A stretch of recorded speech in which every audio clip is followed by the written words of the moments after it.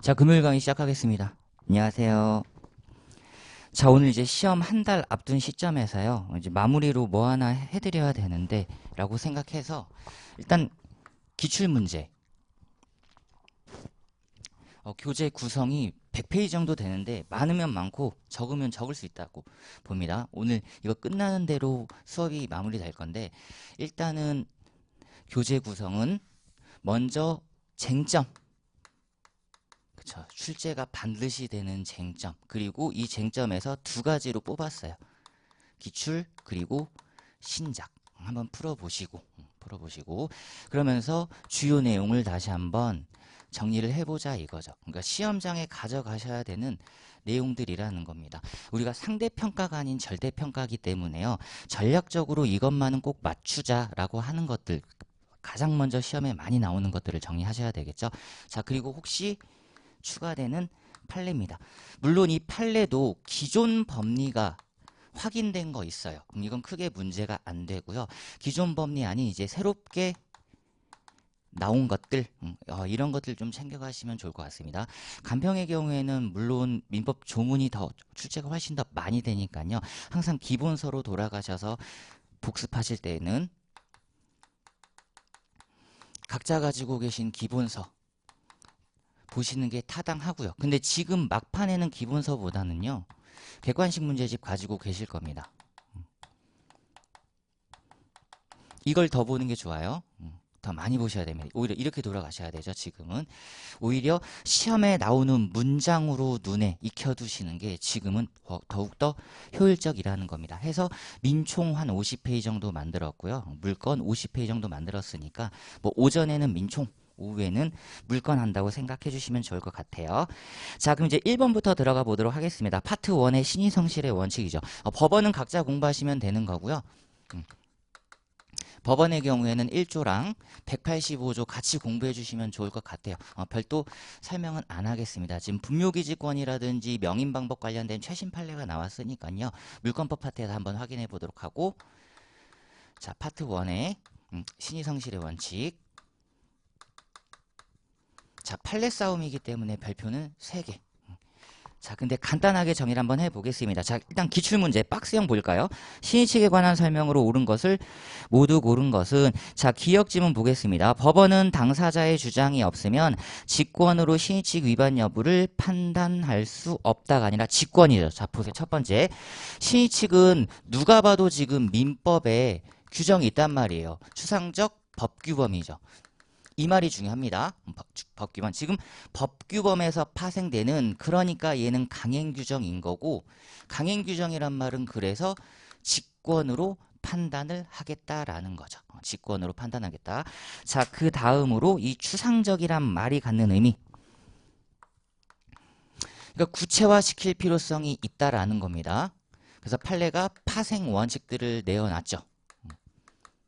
자, 그리고 또 하나, 추상적이기 때문에 그렇다면 얘가 과연 구체적으로 우리 민법에서 어떤 걸 담당하느냐, 기능이죠. 구체적인 타당성 기능을 실현한다라는 겁니다.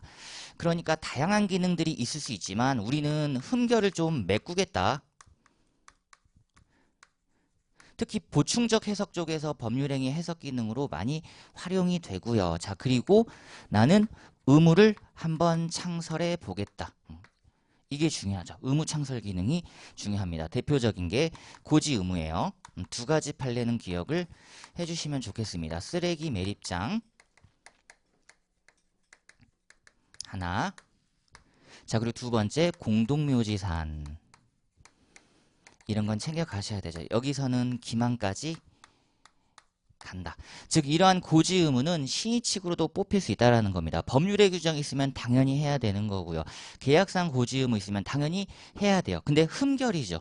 야, 계약상 지금 고지 의무 유무를 확인 안 했다 하더라도, 약정 안 했다 하더라도 과연 신의칙 조리로 뽑아낼 수 있겠는가? 그렇다라는 겁니다. 그래서 디귿지문 바로 가볼까요? 부동산 거래에서 신식상 고지 의무의 대상은 직접적인 법령 규정뿐만 아니라, 법령이라고 하는 건 법률과 명령. 그러니까 이미 법원이 들어가 있는 상태인 거예요. 그쵸? 법령, 법률과 명령이다. 그럼 법원과 관련돼서 민법 1조는 형식적 의미의 법률뿐만 아니라 넓은 의미, 실적 의미의 법률도 포함된다. 그리고 계약상 나왔고요. 그리고 관습상 또는 조리상 나왔습니다. 그래서 도의상, 종교적 고지 의무라는 건 있을 수가 없고요. 자, 그 다음에 니은이 이제 파생 원칙 중에 모순행위 금지 원칙이죠. 시험에 당연히 가장 많이 나올 거예요. 시험에 가장 많이 나올 거니까 기억 잘 해주시고, 즉 주장할 수 없는 것, 모순행위, 후행행위 주장이 불가합니다. 판례 챙겨 가셔야 되죠. 첫 번째 지금 무건대리 나왔어요. 무건대리. 대리 파트에서도 나올 수 있고, 그 다음에 소시죠. 소멸시효 주장 안 할 것 같은 태도를 취했는데 갑자기 하시네? 그럼 안 되시고, 그리고 취득시효, 이렇게 세 가지는 그냥 암기해서 들어가시면 되고요. 그리고 이제 중요한 게 바로 vs. 그럼에도 불구하고 후행 행위, 바꿔 얘기하면 모순 주장이 된다. 이유인 즉슨 그 선행행위가 한마디 강행법규다.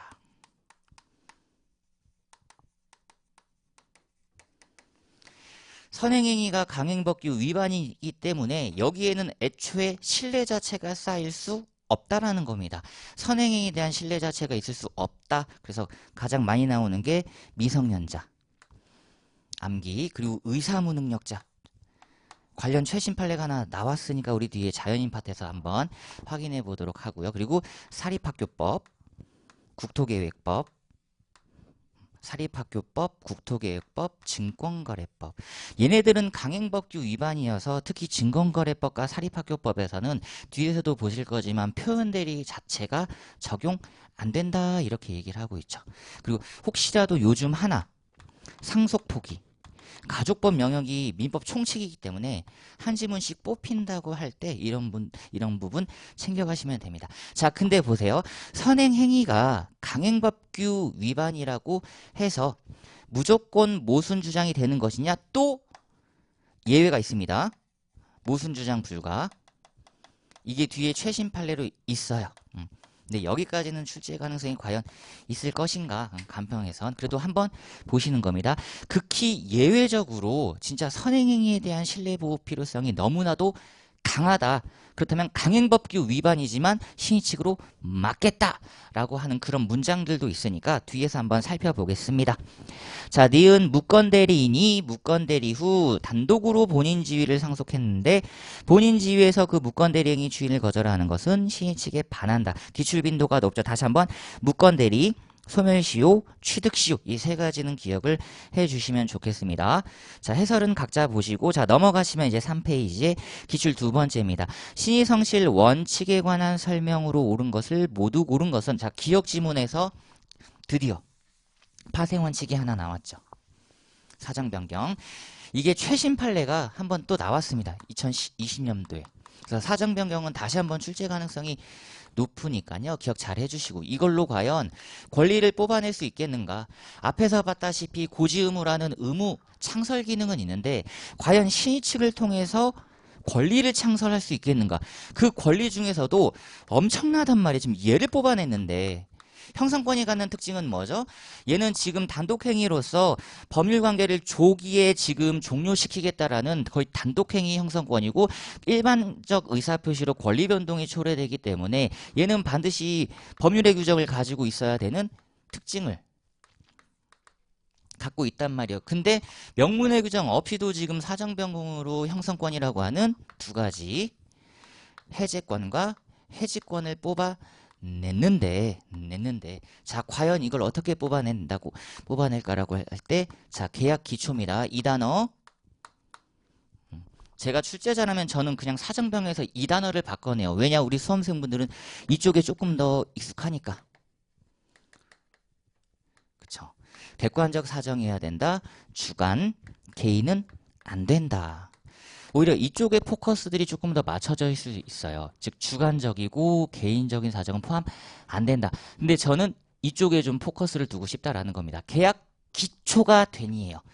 계약 기초 불문 객관적 사정이라 그러면 틀린 지문입니다.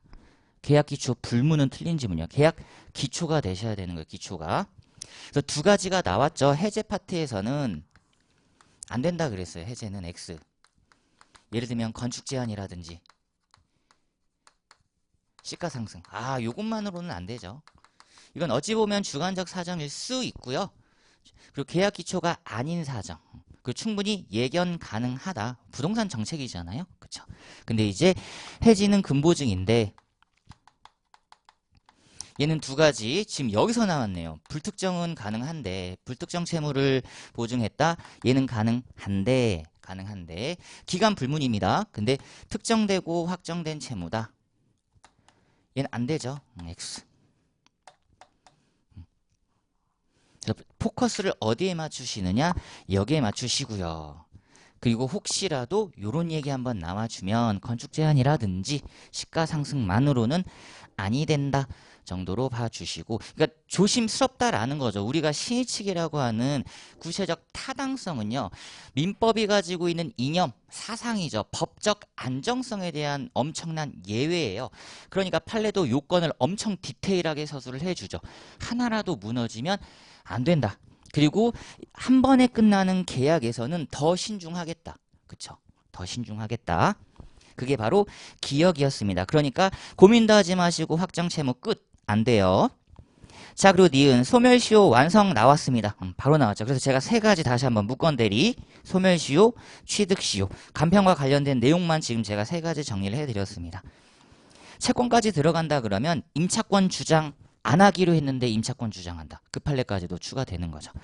그리고 디귿, 이게 원칙입니다. 강행법규를 스스로 위반한 자가 스스로 강행법규 위반을 이유로 약정무효를 주장하는 것은 특별한 사정이 없는 한 신의 측에 반하지 않는다죠. 그래서 디귿 지문은 일단 원칙 문장이 나왔으니까 잘 보시고, 자, 그래서 뒤에 넘겨보시면 5페이지에 이렇게 이제 추가 판례를 학습하시는 거예요. 자, 어떻게 이제 학습하시는지 아시겠죠? 일단 주요 쟁점들을 이렇게 한 번씩 또 보면서 시험장에 가져가야 될 내용들을 챙겨가시면서 문제를 통해서 다시 한번 요런 지문들이 있구나. 그리고 최신 판례로 또 추가 학습을 하시는 겁니다. 그러니까 판례 01번 보세요. 충분히 찍힐 수 있는 문장이죠. 자, 계속적 계약입니다. 그러니까 일시적 계약에서도 당연히 있어요. 일시적 계약에서도 대표적인 고지의무 있습니다. 분양계약에서 제가 쓰레기 매립장, 공동묘지 나왔어요. 그러니까 계속적 계약에서도 당연히 있어요. 그러니까 공부를 어떻게 하시냐면 야, 그럼 이건 안 나온다는 거야? 일시적 계약에서는 고지의무가 안 나온다라는 거야? 아니에요. 나온다고요. 매매라고 하는 분양계약에서 나왔죠. 공동묘지, 쓰레기 매립장 분양계약 사안 나왔습니다. 그러면 얘보다 계속해서 진행되는 여기서는 어때? 고지의무가 조금 더 강화될 여지가 있단 말이에요. 그런 문장을 살펴보시는 거예요. 첫 번째 줄. 계약의 일방 당사자는 신의성질 원칙상 계약 효력에 영향을 미치거나 효력하나 유무효죠. 상대방의 권리 확보, 권리 둘. 위험을 가져올 수 있는 사정 등을 미리 고지할 의무가 있으며 이런 의무는 계약을 체결할 때뿐만 아니라 나왔죠? 체결할 때뿐만 아니라 계약 체결 이후 이행하는 과정에서도 유지된다. 보세요. 조금 더 늘어나잖아요. 체결, 이행 여기까지입니다. 이 한 문장은 충분히 뽑히죠. 계속적 계약에서 당사자의 고지 의무는 체결 시에만 있으면 된다. 체결 시에만 하면 된다. 땡입니다. 체결 그리고 이행이에요. 사실 이게 조금 더 구체화된 게요. 이거는 그냥 알아만 두시면 됩니다. 위에다가 추가해서 이건 그냥 상식으로 알아두시면 되는데 이게 대표로 그냥 규정된 내용이 바로 보증이에요. 보증계약에서 주채무자의 신용상태 고지 의무. 얘가 대표적으로 그냥 명문의 규정이 있는 겁니다. 얘는 보증계약 체결 시뿐만 아니라 보증계약 체결 이후에도 갱신 시에도 야 지금 주채무자의 신용이 무너지고 있어. 보증이 나도 어떡할 거야? 그래 내가 주채무자한테 연락해 볼게. 야 주채무자야 너 지금 자산 상태가 별로 안 좋다는데 걱정하지 마. 내가 돈 꼬박꼬박 잘 갚을게. 이건 상식으로 한번 알아두시면 좋을 것 같아요. 예전 같은 경우에는 이거 학습을 시켰거든요. 원래 주채무자의 신용상태 고지 의무에 대해서 판례는 종래 부정이었어요. 그러니까 몇 년 전에는 이걸 학습을 같이 했죠. 저와 함께. 근데 그냥 대놓고 이제 규정을 했습니다. 입법자들이 조문으로 법률로 판례를 폐기해버린 거죠. 이걸 사실상 폐기라고 해요. 전합한 폐기가 아니라.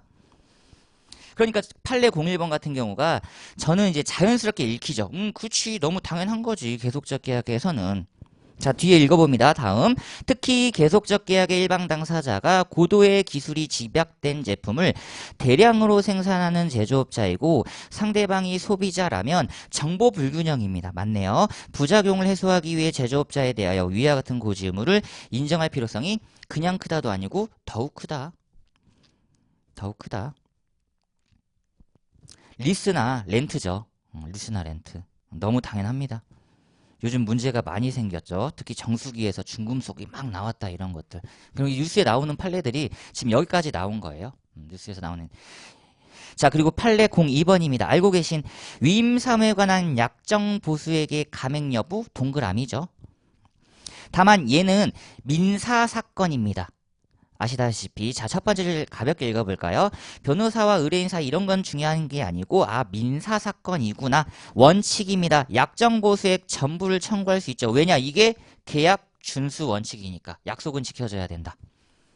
다만 약정 보수액이 부당하게 과다하여 신의성실의 원칙이나 형평관념에 반한다고 볼 만한 특별한 사정이 있는 경우에는 예외적으로 적당하다고 인정되는 범위 내의 보수액만을 청구할 수 있다. 즉 약정 자체가 무효가 아닌 감액의 논의라는 겁니다. 감액은요 유효를 전제로 하는 얘기인 거예요.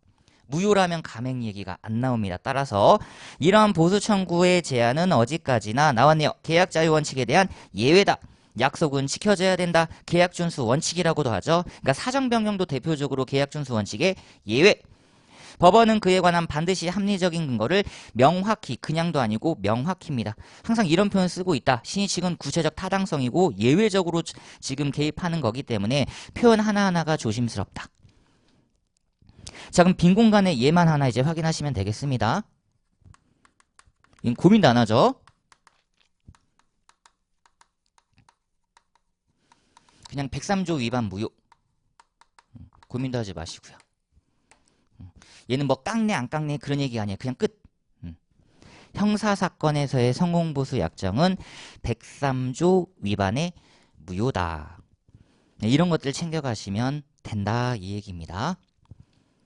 사실 판례 2번의 민사사건 약정 성공보수 약정보다는 오히려 이런 게 103조에서 조금 더 우리 수험생분들에게 익숙하실 것 같아요. 뒤에서 다시 한번 또 같이 보도록 합시다. 자, 그 다음에 판례 공사 한번. 자, 실효 원칙에서 오랜만에 최신 판례가 나왔는데 문장 그대로입니다. 기준 법리 확인이죠. 읽어볼게요. 권리자가 실제로 권리를 행사할 수 있는 기회가 있어서 끊고 권리 행사 기대 가능성이 있었음에도 불구하고 자, 상당한 기간 첫 번째 요건. 상당한 기간은 어떻게 판단한다? 개별적, 구체적으로 판단한다. 맞죠? 개별적, 구체적 판단. 종전 소유자의 권리 불행사는 신소유자 권리 불행사의 고려사항이 아니다. 한 문장 일단 뽑았고요. 자, 계속 읽어봅니다.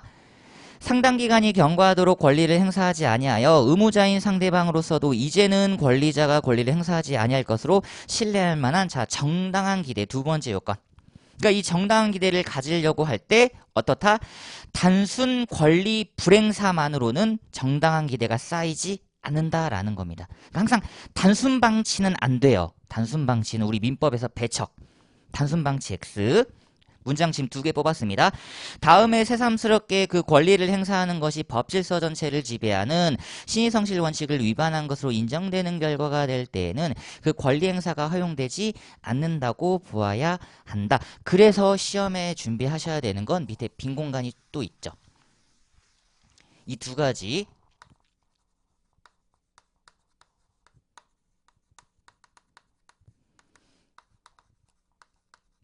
자, 적용되는 두 가지.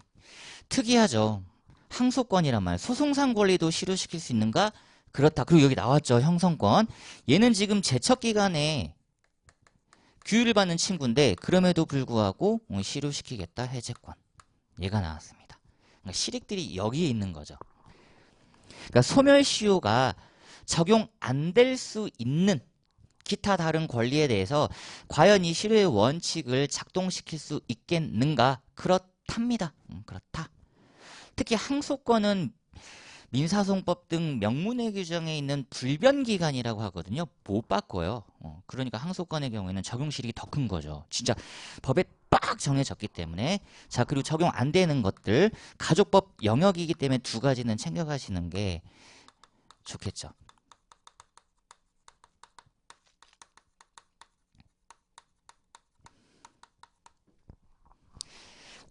올해 공인노무사 민법 1차가 난이도가 엄청났어요. 지금 그거는 비단 공인노무사에 한정되는 게 아니라 다른 영역들도 다 마찬가지입니다. 이건 출제자분들의 생각이 어떨지 모르겠는데 사법시험이 본격적으로 폐지되고 나서 어느 정도 이제 난이도 조정을 하고 있는데 공인노무사가 재작년부터 엄청나게 난이도가 올라가더니 올해 거의 이제 극강 난이도를 보이면서 계속해서 영역을 확장시켜놔요. 그게 얘가 가지고 있는 특징이죠.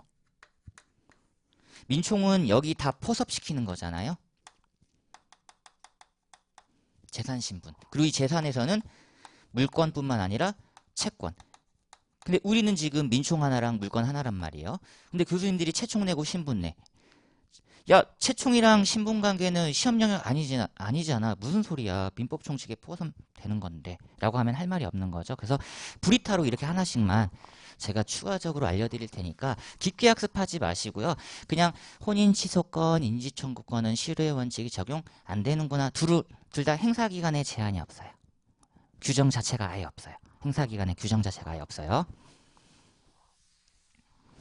자, 그 다음 보도록 하겠습니다. 자, 판례 04번 얘인데 원래 원칙은 어땠어요? 강행규정 위반자의 무효주장은 신의칙 위반이죠. 자, 그래서 첫 번째 줄 보시면 단체협약 위에다가 쓸까요? 근로기준법이에요.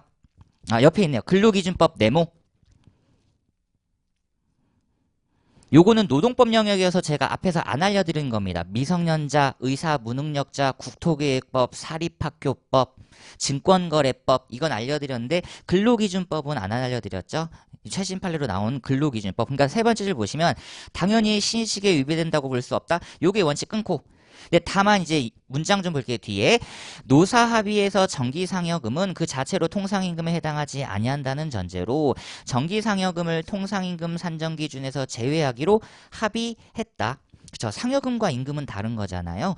이를 전제로 임금 수준을 정한 경우 근로자 측이 정기상여금을 통상임금에 가산 주장한 거예요. 아니 가산 안 하기로 했는데 왜 가산하냐고 했더니 그 뒤에 한 번만 읽어보세요. 사용자 입장에서 너무 부담이 되는 거야.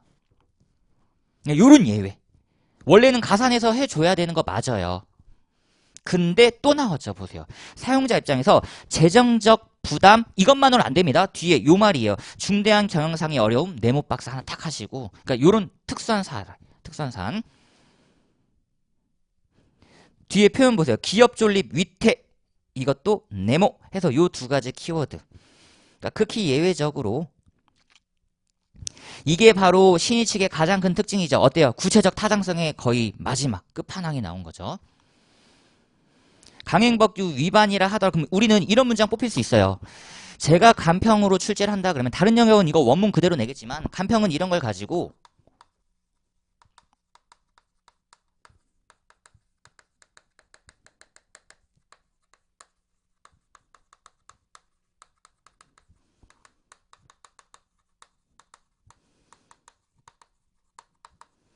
이런 문장이 뽑히죠. 맞아요? 이게 시험장 가서 한 문장 보였어요. 강행법규 위반자 스스로 무효주장하는 것이 신의칙 위반 될 수 있다. 맞는 문장이죠. 예외 긍정이잖아요. 맞는 문장 맞죠? 그럼 이 문장이 보였을 때 어떻게 하셔야 돼요? 시험장 가시면 상대적으로 판단하셔야 됩니다. 가장 옳은 것과 가장 틀린 걸 찾아내셔야 돼요. 근데 다른 지문이 다 맞아. 그럼 얘는 예외니까 원칙 얘기를 안 한 거잖아요. 그쵸? 만약에 주장하는 것이 예외적으로 이런 표현이 있으면 이건 무조건 맞는 문장인데 예외란 말이 없어. 그러면 누가 어떻게 읽느냐에 따라 야 이건 원칙으로 읽힐 수 있잖아. 원칙이란 말이 없으니까. 그럼 원칙으로 보면 틀린 문장. 근데 예외로 보면 맞는 문장이죠. 이게 올해 공인노무사에서 나왔다가 보수정답으로 인정된 거예요. 저는 알고 있는 거죠. 출제자의 의도를 알고 있었던 거예요. 출제자는 요 판례를 알고 있는 거야. 2022년 4월자 판례 이런 걸 알고 계신 거죠. 그래서 출제자가 의도했는데 교수님 요거 원칙 예외 얘기가 없어요. 그러면 이거 어떻게 읽느냐에 따라 누가 해석하냐에 따라 이거는 분명히 논란 여지가 있다. 그럼 복정답으로 인정할게. 인정할게. 우리 이렇게 챙겨가세요. 이 한 문장 나왔을 때 조심조심. 자, 강행법규 위반자 스스로 무유장하는 것이 신식 위반될 수 있다. 가능성을 열어뒀잖아요. 그죠? 그럼 이건 맞는 문장이라는 겁니다. 가능성을 열어둔다라는 것은. 이렇게 구체적인 사실관계보다는 오히려 이제 간평적으로 문장을 바꾼다고 할 때 해서 판례 01번은 제가 키워드 잡아드린 효력, 권리, 이행, 유지, 위임사무에서는 형사사건 성공보수 약정, 실효의 원칙에서는 판례 문장 몇 개 뽑혀드린 것, 그리고 판례 04번에서는 오히려 간평에서 나올 수 있는 문장의 전환, 이런 것들 봐주시면 좋겠고요. 자, 그 다음에 넘어가도록 하겠습니다. 6페이지.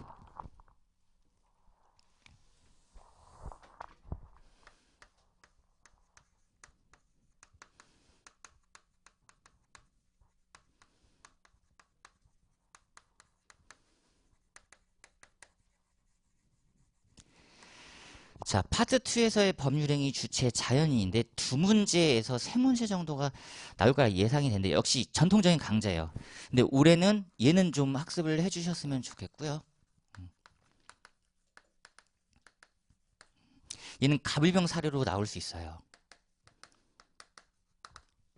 학습을 부탁드립니다. 산모 각계에서 태아을 근데 병 가해자 교통사고 뻥부터 시작하는 거죠. 그리고 태어나고 조산하고 죽었다 이런 말이 나옵니다. 그러면 정지조건설로 결론을 내려버리는 거예요. 그쵸. 사산하면 의미가 없으니까 정지조건설로 결론을 내리고 개별적 보호주의에 따라서 불법행위, 상속, 유증, 인지, 특히 얘가 나오겠죠. 불법행위. 이게 민법 총칙 영역이니까 그나마. 불법행위 손해배상을 청구할 수 있다. 얘는 인지 대상입니다. 청구권이 아닌 거죠. 인지 청구권이 아니라 부의 인지 대상으로서의 태학, 좀 소극적인 권리 능력. 이런 부분들 살펴주시고, 자, 그 다음에 이제 기출 3번을 통해서 이제 제한 능력자 이유로 넘어갈 건데요. 지금 기출 빈도가 확실히 이쪽에 포커스가 좀 많이 맞춰져 있어요. 갑을병 사례내기 딱 좋죠.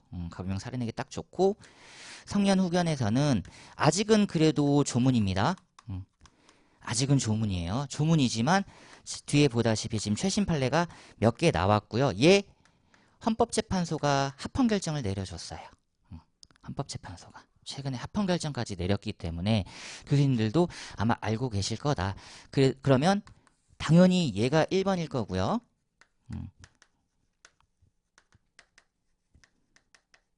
그쵸. 얘가 1번일 겁니다. 피성년 후견인, 피한정 후견인, 그리고 피특정 후견인. 왜냐하면 얘네들은 두 가지로 가봅니다. 질병, 장애, 노령이라는 정신적 제약, 경제적 제약, 신체적 제약 안 돼요. 그리고 지속결여가 피성이죠. 그리고 피한정 후견인은 부족이죠. 부족. 그리고 얘는요. 똑같죠. 질병, 장애, 노령, 정신적 제약의 플러스 일시 특정. 차이점. 얘네들은 본인 의사 고려입니다. 고려만 하시면 돼요. 뒤에 제가 신장 문제로 내어드렸어요. 근데 얘는요. 행위 능력자죠. 즉 특정 사물을 제외하고는 다 행위 능력자. 그 일시기간 제외하고는 다 행위 능력자예요. 그러니까 본인 의사 반해서는 못하죠. 이 두 개를 짬뽕시킨 신장 문제를 제가 내어드렸습니다. 얘는 본인 의사를 고려하기만 하면 되니까 본인 의사에 반하여 할 수 있는 거예요. 그러니까 이런 문장을 교수님들이 내신다라는 겁니다. 이런 문장을. 본인 의사에 반하여 가능하다라는 문장을 내버리는 거예요. 의사의 고려가 말 그대로 고려만 해주면 되는 거지. 중연하 특강 좀 하나 해줬으면 좋겠다 생각해 보겠습니다. 끝. 그쵸? 안 해도 되는 거죠? 똑같아요. 의사 반하여 가능합니다. 그러니까 제가 지금 말씀드렸죠. 학번이 나온다고. 싫은 거지 자기는. 아니 네가 뭔데 나를 피성년 후견인으로 만들어. 응? 합헌이라고. 합헌이라고. 그리고 이제 요거 조금 고민해 보셔야 되는 게 하나 있는데 이 피성년 후견인, 피한정 후견인 쪽에 포커스입니다. 얘네들은 후견 등기부 공시예요. 완전 특이한 제도입니다. 후견 등기부. 왜냐면 이제 여기서 미성년 후견인이 나올 거잖아요. 얘네들은 뒤에서도 볼 거지만 1인 자연인이거든요. 1인 자연인 1명. 얘네들은 여러 명 법인이 되는데 1인 자연인이고 얘네들은 가족관계 등록부 공시입니다. 저라면 이 한 문장 내죠. 성년 후견의 경우 가족관계 등록부에 공시한다. 땡. 확실히 제도 자체가 다르죠. 그냥 뜬금없는 한 문장이야.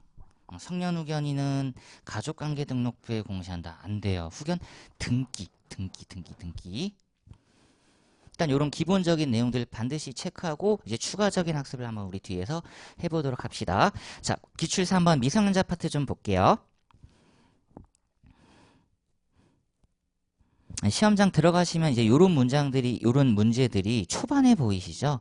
자, 갑은 취소할 수 없는 법률행위 범위를 정함이 없이 성년 후견 개시 심판을 받았다 끊고. 그러니까 여기까지 봤을 때 이제 머릿속에 그려지셔야죠. 아, 이 친구의 행위 능력은 뭐였더라? 두 가지. 가정법원이 지정해 준 것, 일상생활용품 필요하고 대가가 과도하지 아니한 것. 자, 근데 갑은 법정 대리인 의뢰 동의서를 위조하는 방법 끊고. 동의서 위조입니다. 능력자로 믿게 한 게 아니라 동의서 위조예요. 우리의 성년 후견인에게는 동의권이 없죠. 왜냐? 동의를 인식할 지능이 피성년 후견인에게는 없으니까. 그래서 뒤에 의뢰 동의가 있는 것처럼 믿게 했다. 아, 진짜 복수정답 시비를 피해가기 위해서 동의서 위조, 동의서 있는 것처럼 믿게 했어요. 뒤에 능력자로 믿게 한 경우라고 한다 그러면 문제 자체가 완전 달라지는 겁니다. 완전. 자, 뒤에 자기 소유 건물을 병에게 매각하는 계약을 체결하였다. 이에 관한 설명으로 옳지 않은 것은, 자, 기억 지문. 을은 병을 상대로 계약을 여전히 보세요. 취소할 수 있죠. 그리고 니은 지문. 병은 갑을 상대로 계약의 추인 여부에 대한 확답 촉구할 수 없죠. 제한 능력자를 상대로 하는 확답 촉구권은 안 되고. 그다음에 디귿 지문. 선의 철회권입니다.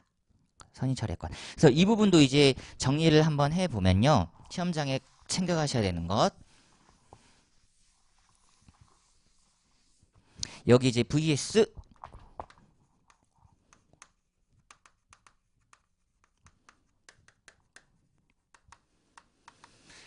자, 제한 능력자의 상대방 보호입니다. 일단 첫 번째로 우리 취소권자 측에서 취소를 할 거예요. 즉 제한 능력자 측에서 고민도 안 하고 취소를 할 겁니다. 바로 공부했던 신식 위반이 아닌 이 한 문장. 그러니까 이제 상대방 입장에서는 어떻게든 우리 민법이 보호하는 규정을 마련해 놓고 있는데 첫 번째가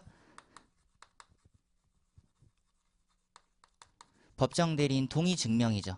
이런 건 그냥 격가지로 공부하시고 크게 문제 안 되니까 법정 대리인의 동의를 증명해 보자. 그리고 시험에 나올 만한 건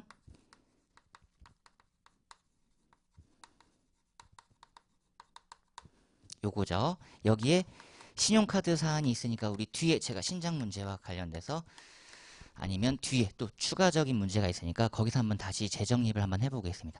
신용카드 사안 지금 한두 질문씩 나오고 있으니까요. 추가적으로 조금만 정리를 해보고요. 그리고 나오는 것 특정 영업이죠.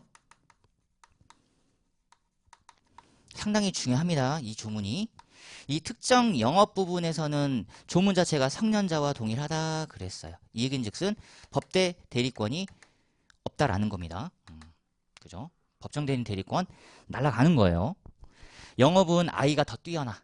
영업 능력은 훨씬 더 뛰어나 아이가.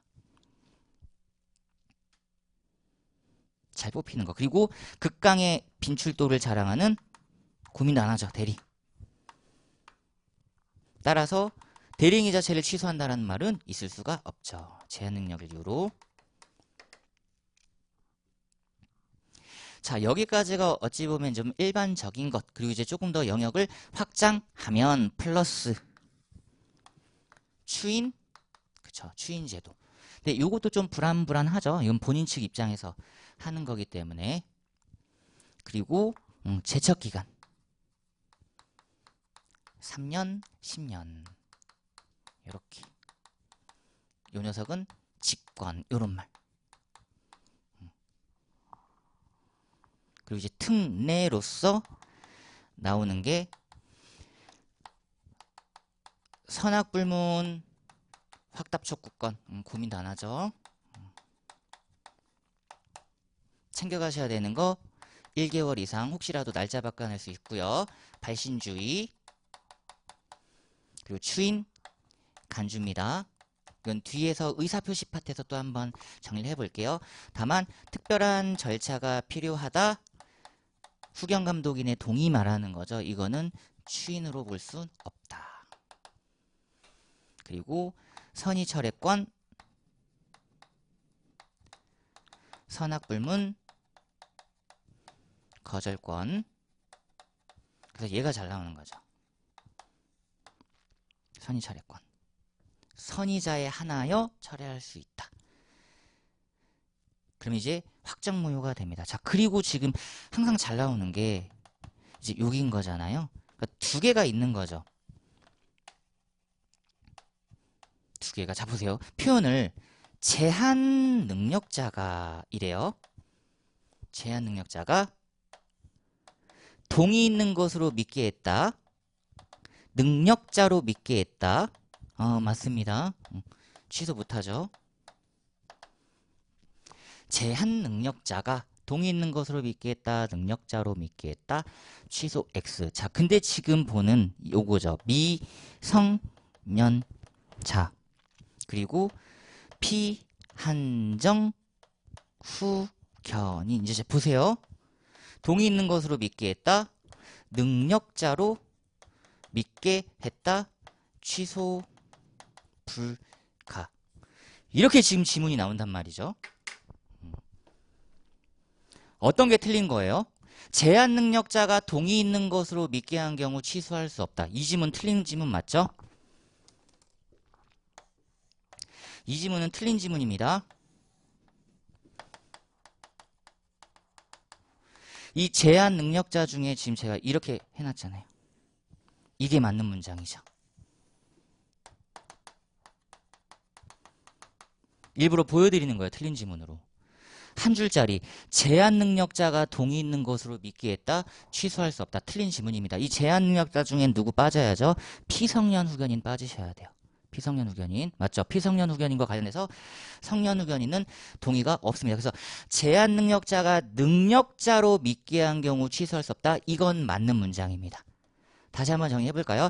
제한 능력자가 동의 있는 것으로 믿게 한 경우 취소할 수 없다. 틀린 지문. 제한 능력자가 능력자로 믿게 한 경우에는 취소할 수 없다. 맞는 지문. 맞는 지문. 동의와 능력자의 개념의 차이. 요것만 시험장 가셔서 한 지문 정도만 조심하시면 좋을 것 같아요. 교수님들이 그냥 원터치 문장으로 낼 거예요. 제한 능력자가 동의 있는 것으로 믿게 하거나 능력자로 믿게 한 경우에는 취소할 수 없다. 땡입니다. 동의에선 머릿속에 계속 넣어주셔야 돼요. 성년 후견 빼자, 성년 후견 빼자, 성년 후견 빼자. 해서 취소권 배제 쪽에만 다시 한번 학습을 부탁드리겠습니다. 해서 이제 미성년자 부분은 이 정도로 정리를 하셔서 시험장 챙겨가시면 될 것 같고요. 자, 그리고 이제 넘겨보시면 8페이지에 이제 이 문제로 한번 또 추가 학습을 해봅시다. 자, 기출 4번 8페이지. 자, 미성년자 갑과 그의 유일한 법정 대리인 을에 관한 설명입니다. 자, 1번. 갑이 그 소유 물건에 대한 매매 계약을 체결한 후 미성년인 상태에서 매매 대금의 이행을 청구하여 대금을 모두 지급받았다면 을은 그 매매 계약을 취소할 수 없다가 아니라 법정 추인 사유죠. 뒤에 제가 해설을 해드렸습니다. 해설을. 그래서 법정 추인과 관련돼서 특히 이행의 청구 쪽에 조금 포커스를 두세요. 이행의 청구입니다. 적극적인 측면. 이행 청구를 받는 것은 탈락이죠. 그리고 가장 중요한 요인은 바로 취소 사유가 종료된 후, 취소 사유가 소멸된 이후에 해야 되죠. 즉 미성년인 상태에서는 하면 안 되고 미성년자가 성년자가 되거나 사기 강박을 벗어나거나 사기 강박 벗어난 상태에서 하셔야 됩니다. 자, 그리고 2번 을이 갑에게 특정 영업에 관한 허락을 한 경우 을은 그 영업에 관하여 여전히 대리할 수 있다가 아니라 대리권 소멸이고요. 자, 그 다음에 3번 갑이 을의 동의 없이 타인의 적법한 대리인 나왔네요. 대리는 가능하죠. 그러니까 제한 능력을 이유로 그 대리행위 법률행위를 취소할 순 없고요. 자, 그 다음에 5번 보겠습니다. 을이 재산 범위를 정하여 갑에게 처분을 허락한 경우 갑이 그에 관한 법률행위를 하기 전에는 을은 그 허락은 취소할 수 있죠. 진짜 위험한 문장. 허락의 취소입니다. 허락의 취소. 이게 법조문인데 조문에서 정말 조심하셔야 돼요.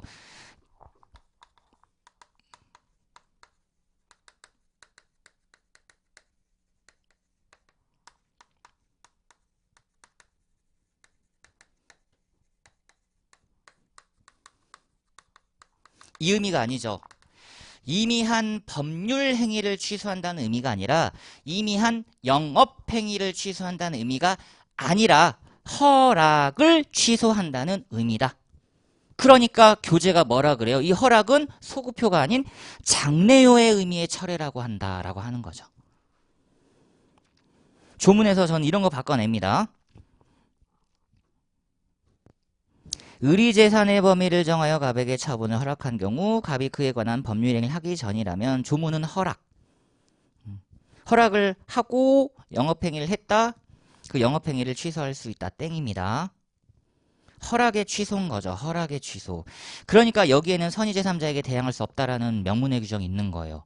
분명히 제한 능력자의 경우에는 강행 규정이어서 선의의 제3자 보호 규정이 없는데 그거는 법률행위 취소에 대한 선의의 제3자 보호 규정이 없다라는 말이고 이건 허락의 취소잖아요. 허락. 자, 그리고 이제 4번 위에 가봅니다. 갑이 을의 동의 없이 신용구매 계약을 체결한 이후에 을의 동의 없음을 이유로 그 계약을 취소하는 것은 신의 측에 반하지 않는다. 바로 나왔네요. 그래서 4번, 5번이 바로 이제 신용구매 사안이니까 여기서 이제 나올 수 있는 문장이 뭐가 있을까? 한번 정리를 해볼게요.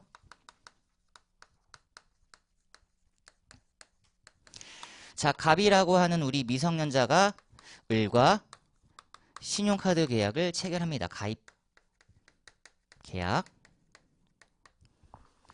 그리고 신용카드가 있는 신난 거죠. 그쵸? 어렸을 때 미성년자일 때 신용카드를 들고 다니면 뭔가 있어 보인단 말이죠.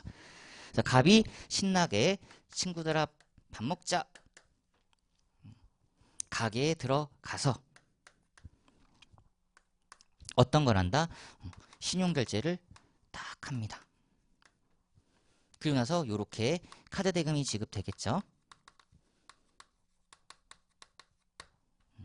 요 상태예요. 요 상태. 일단 얘는 신용카드입니다. 여기는 취소가 된 거예요. 끝. 이 취소에 신의칙 위반이 아니다 라고 한 거고 취소했으니까 나오는 것 부당이득이죠.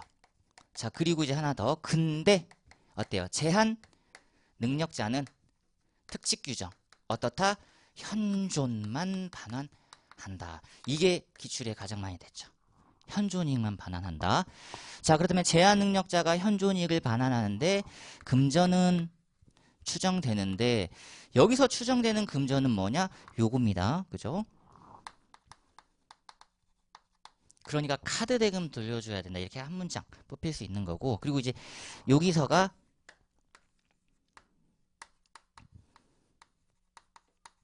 이게 바로 6조 처분 허락 재산이었어요. 여기는 취소 못했습니다. 결론만 알고 계시라고요. 구매 계약은 바로 여기 걸리면서 나올 수 있는 건 뭐다? 요 허락에는 어떤 게 가능하다? 명시 묵시 가능하다. 그 처분이 허락된 재산은 소득 범위 내에서 신용결제를 하던 현금 결제를 하든 상관없다. 그쵸? 그리고 이 처분 허락과 관련해서 처분을 어떤 형태로 하느냐? 신용결제를 하든 현금 결제를 하든 상관없다라는 겁니다. 요 한 문장. 신용결제, 현금결제 같다. 즉 내가 한 달에 50만 원을 벌었어요. 카드로 200만 원을 결제하면서 4개월 할부합니다. 된다라는 거죠. 왜냐? 한 달에 50만 원 벌었으니까 50만 원은 내가 쓰고 200 결제를 했지만 4개월 할부를 했기 때문에 괜찮네. 한 달에 50만 원씩 내면 되니까. 그 얘기입니다. 그래서 이 판례가 좀 어려울 수도 있는데 아직 교수님들이 계속해서 이 부분만 건들죠. 이 부분이랑 이 부분만 건들어요. 지금 여기서는 지금 안 건들고 있어요. 과연 뭐를 내야 될까? 처분 허락 재산 이 조문은 일단 나왔는데 요 판례 사안을 내지를 않네요. 묵시 가능. 묵시적 가능에서 가장 중요한 인자가 독자적인 소득 금액이었어요. 요즘 아이들 부모님 허락받아서 아르바이트 하니까 딱 요 정도만 챙겨가시면 될 것 같습니다. 그래서 제가 문제 밑에 일부러 공간을 넓게 비워둔 이유이기도 하고요. 편집 판형을 좀 넓힌 이유이기도 합니다. 마지막에 시험장 가서 시험장 가기 전까지 요 정도는 챙겨가시면 크게 무리는 없겠다라고 생각해서 여기 이제 나중에 추가 학습을 하셔도 되는 거고요. 자, 그 다음에 이제 넘어가시면 자, 신작 문제 10페이지. 요거 제가 한 11분 정도 드릴 테니까 한번 풀어보실까요? 1분도 많죠. 한 40초?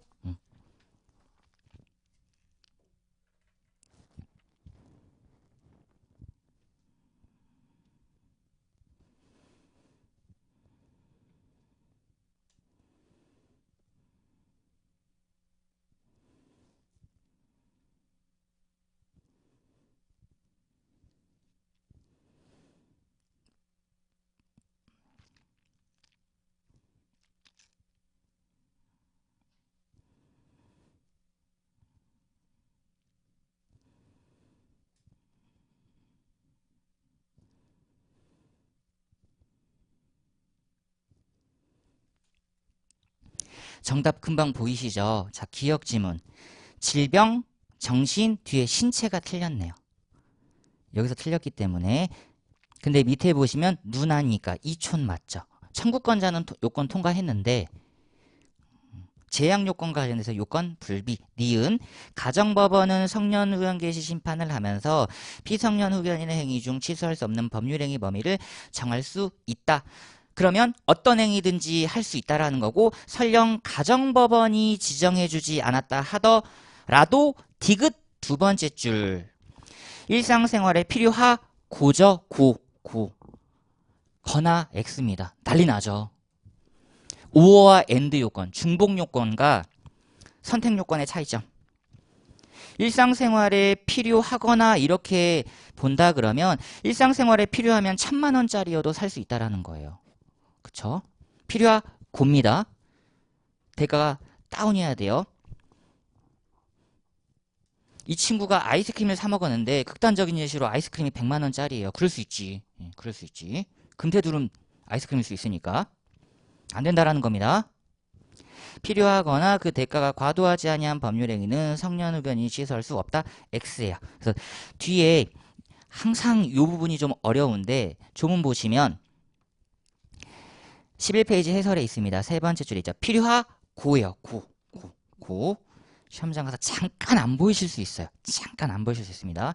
요런 게 이제 법조문에서 바꿔낼 때 가장 까탈스러운 것, 난이도를 좀 올려보겠다. 그러니까 알고도 당할 수 있는 것들이 있다라는 겁니다. 그러니까 함정에 안 걸리셨으면 좋겠다라는 거죠. 이유는 어쨌든 절대평가긴 하지만 상대방이 마이너스 1, 내가 플러스 1이면 두 개 차이. 그렇죠. 이게 2차에서도 똑같아요. 나는 쟁점 하나를 누락 안에서 상대방은 마이너스 5인데 나는 누락 안에서 플러스 5점을 받았다. 10점 차이인 거죠. 과목당. 엄청납니다. 자, 해서 이런 부분들 조금만 조심해 주시고 자, 그 다음에 넘어가시면요. 요것도 제가 40초 드리겠습니다. 한번 풀어보실게요.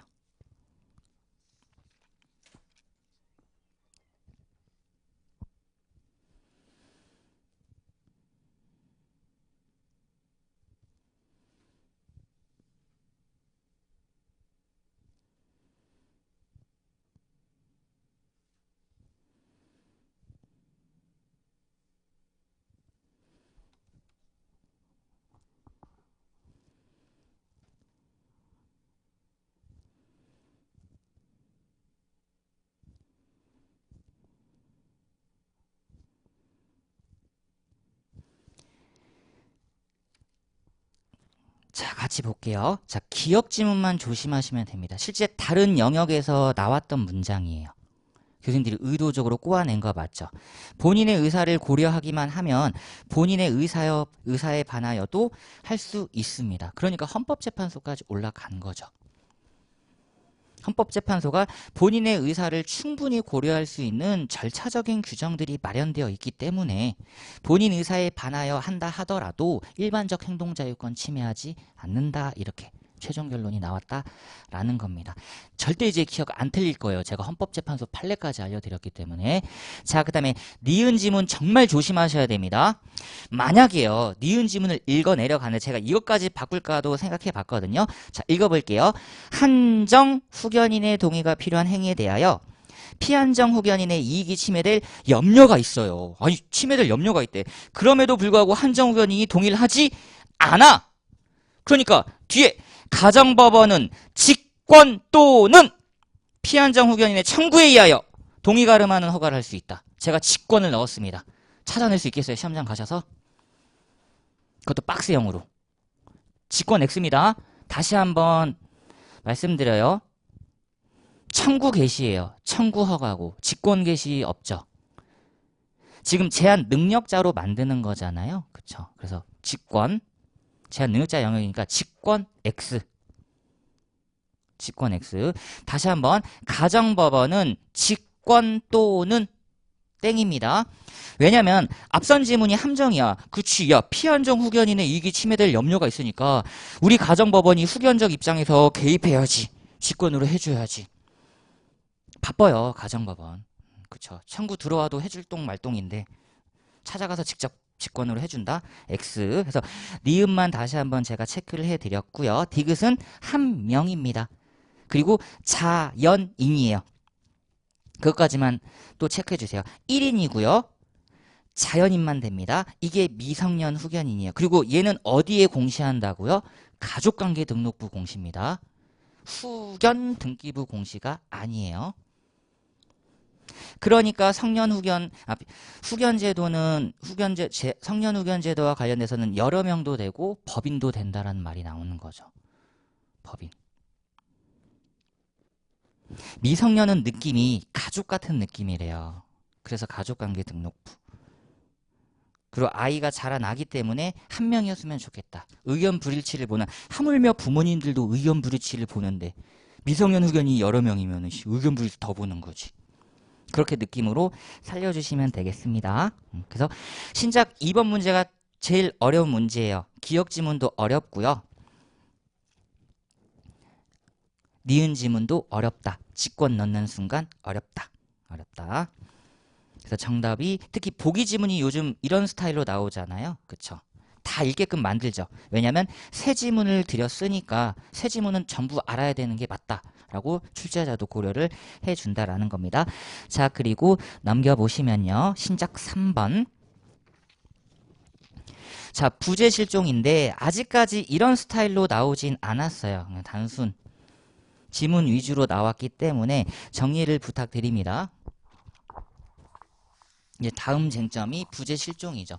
부재의 경우에는 갖고 계신 교재라든지 보셨을 때 두 가지로 체크하시면 되겠죠. 선임하고 갔다 이러면 상관없어요. 이미 대리인이니까.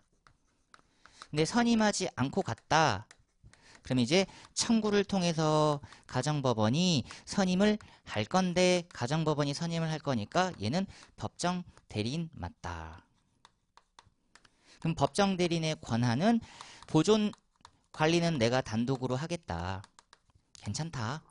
야, 근데 요거는 처분행위 많은 안 된다. 법원 허가를 받자. 근데 판례가 하나 더 요구하죠.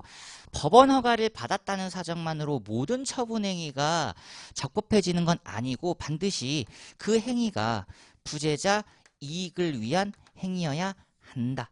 따라서 아무런 관련 없는 사람을 위해서 담보 제공, 저당권 설정 등을 한 행위는 안 된다. 안 된다. 무효입니다. 그리고 요 허가는요. 사전 허가 되고요. 그 과거 행위 추인의 의미의 허가도 되죠. 그리고 반드시 얘는 이게 좀 중요하죠. 선임 결정 취소로 소멸입니다. 권한 소멸. 이게 일반 대리와의 차이점이죠. 본인 사망만으로는 소멸 안 해요. 그래서 나오는 문장이 요 본인 사망에는 실종 선고도 들어간다라는 거죠. 본인 사망만으로는 소멸 안 하고, 그리고 이 취소도 장래효입니다. 당연한 얘기를 하고 있죠. 당연한 얘기. 그래서 요 정도 오히려 선임하지 않고 부재자가 된 경우에 이해관계인 등의 청구, 가정법원이 선임, 그렇다면 법정 내린 그 친구가 혹시라도 장난칠까봐 제약 요건을 뒀는데 입법자들이 이거 하나만 뒀다. 그러니까 대법원 입장에서는 야, 지금 우리가 처분 위임을 처분 허가장을 내어줘야 되는데 괜시리 처분 허가장 내어줬다가 실제로 본인이 피해 입으면 어떻게? 그쵸? 판례가 자기 빠져나갈 구멍을 만든 거죠. 빠져나갈 구멍을. 명문의 규정이 없는데 요건을 추가했단 말이에요. 이런 건 시험에 나오는 거죠. 명문의 규정이 없는데. 그리고 나서 이제 실종은 요즘 그닥 잘 나오진 않는데 판례가 없어서 그렇죠. 요건 면에서는 보통이랑 그리고 특별 실종. 그래서 요거 계산 문제만 잘 한 번씩 해주시면 좋을 것 같아요. 지문 1개 정도 나올 수 있다라는 거죠. 실종기간 만료 시의 소멸이니까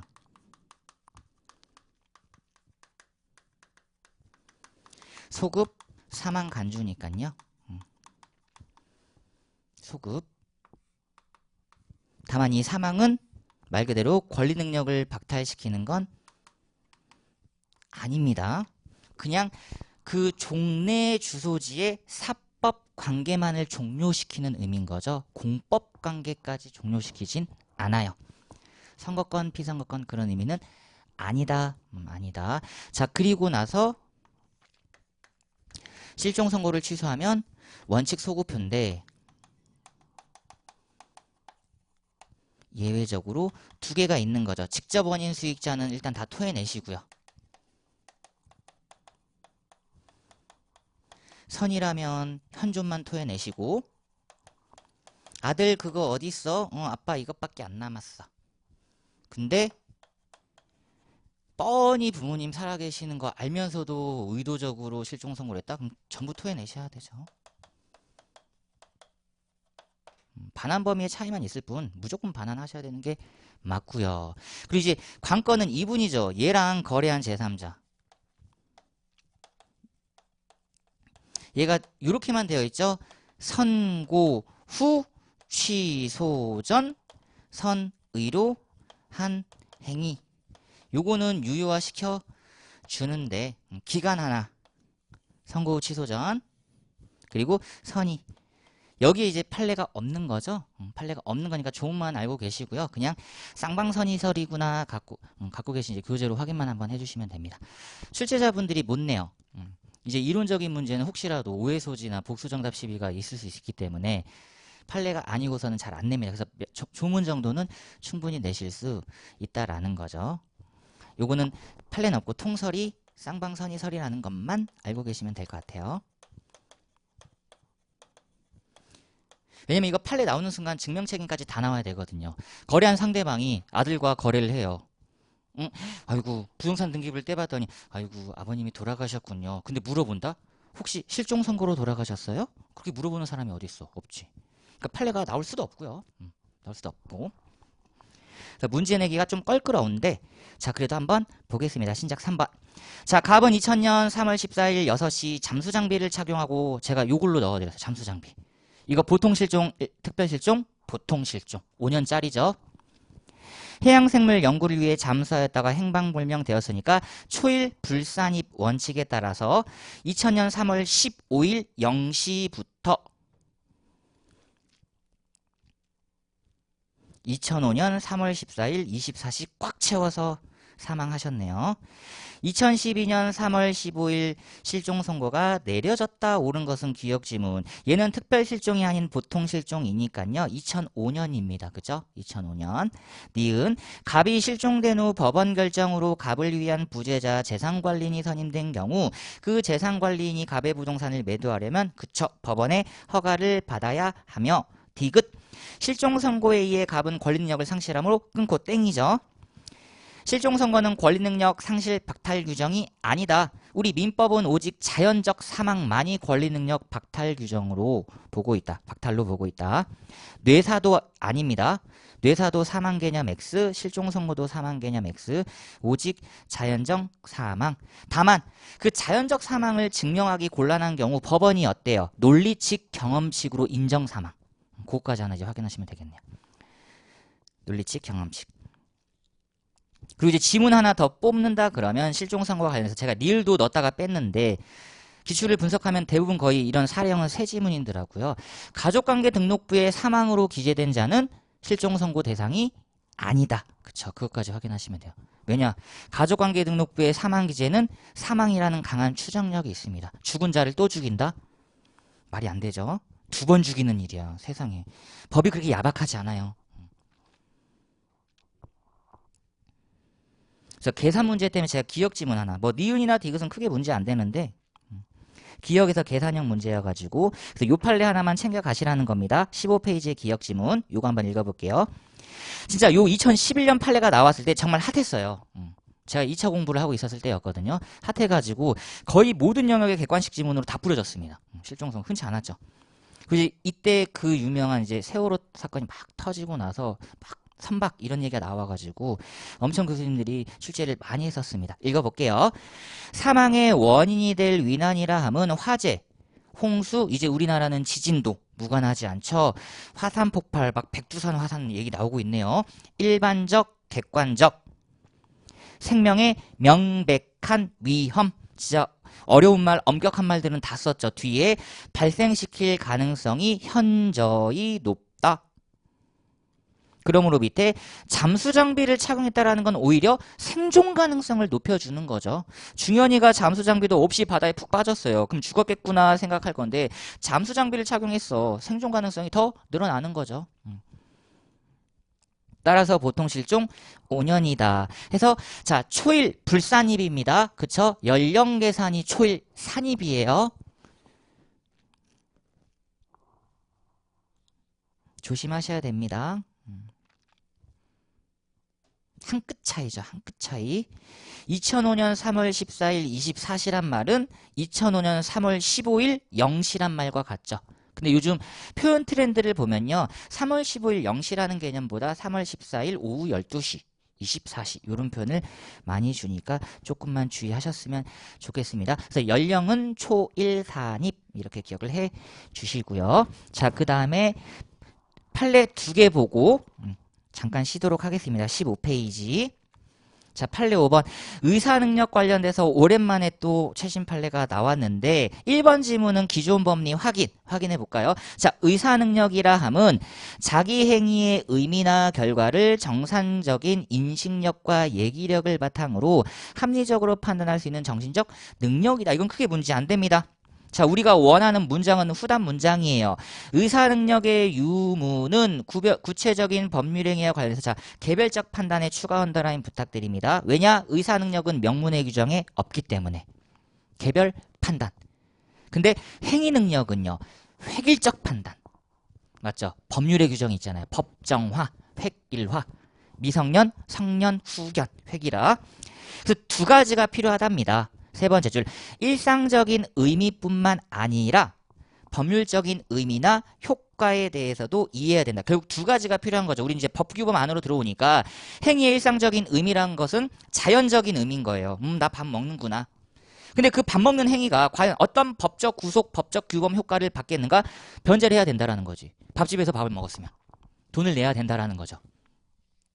그 법률적인 의미나 효과까지. 왜냐? 우리는 이걸 원하는 거죠. 효과의사 이걸 원하잖아요.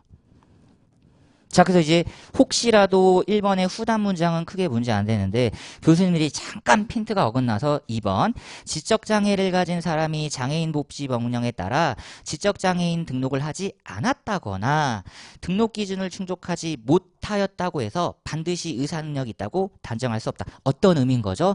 법은 의사능력 유무를 판단하는 하나의 인자에 불과하다. 다시 법은 의사능력 유무를 판단하는 데 있어 하나의 인자, 판단 기준에 불과한 거지. 결국 명문의 규정이 없기 때문에 1번, 두 번째 줄 이게 핵심이라는 겁니다. 구체적 개별적으로 법원이 직접 판단하겠다. 이 얘기입니다. 그리고 앞서 말씀드렸다시피 이러한 의사 무능력자의 무효 주장은 뭐다? 특별한 사정이 없는 한 신의칙 위반이 아니다. 그리고 판례 6번. 자, 요거는 뽑힐 가능성이 많습니다. 자, 1번 질문 보세요. 두 번째 줄. 한정 후견 개시를 청구하셨대요. 청구는 어떤 거? 한정 후견 개시 청구. 키워드 잡아드렸고 세 번째 줄. 근데 법원이 성년 후견을 개시할 수 있다. 이렇게 한 문장. 한정 후견 개시를 청구했지만 법원은 성년 후견을 개시할 수 있다. 끝. 반대로 성년 후견 개시 청구를 했습니다. 밑에 한정 후견 개시할 수 있다라는 거죠. 즉 청구권자 입장에서는 지속결여를 주장했어요. 근데 법원 봤더니 지속결여는 아니고 사무처리 능력 부족에 불과하대. 반대로 사무처리 능력 부족이라고 해서 한정 후견을 청구했는데 어라? 법원 입장에서는 야 이거 안 돼. 지속결여야. 이 두 가지 왔다 갔다 할 수 있다라는 겁니다. 일단 청구를 했다 그러면 의사능력이라든지 정신적 판단능력 유무는 우리 법원이 판단하겠다. 자, 그래서 2번 문장 이런 게 또 나왔잖아요. 한 번만 확인 부탁드립니다. 한 판단 인자에 불과한 거죠. 의사의 감정이라든지 법의 존재 유무는 판단 인자에 불과하다. 오로지 이거 권한 누구에게 있다라는 거예요? 법원이 판단하겠다라는 거죠. 법원이. 그래서 2번 문장도 좀 유력합니다. 가정법원은 피성년 후견이나 피한정 후견이 될 사람의 정신상태를 판단할 만한 다른 충분한 자료가 있다면 의사의 감정이 없더라도 성년 후견이나 한정 후견을 개시할 수 있다. 나올 수 있는 문장이 의사의 감정이 없다면 성년 후견이나 한정 후견을 개시할 수 없다. 다시 가정법원은 의사의 감정이 없다면 성년 후견이나 한정 후견을 개시할 수 없다. 이렇게 나올 겁니다. 그리고 잠깐 쉬었다가 파트 3의 법률행위 주체 이제 법인 파트로 넘어가도록 할게요.